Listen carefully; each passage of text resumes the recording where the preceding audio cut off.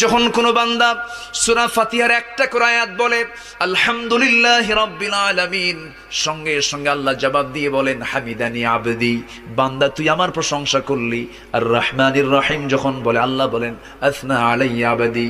মালিক ইয়াউমিদ্দিন যখন বলে আল্লাহ বলেন মাজ্জাদানি আবদি।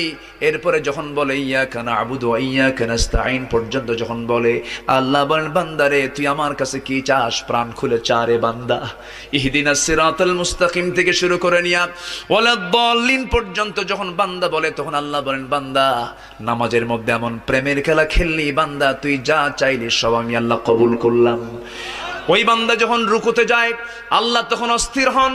ওই বান্দা যখন সিজদায় যাওয়ার জন্য প্রস্তুতি নাই, সমস্ত ফেরেশতাকে ডাক দিয়ে বলেন ও ফেরেশতারা, এই বান্দাগুলো আমাকে দেখলো না, রাসূলকে দেখলো না, কোরআনকে দেখে হাদিসকে বিশ্বাস করে আমাকে খুশি করার জন্য তার সবচেয়ে সম্মানজনক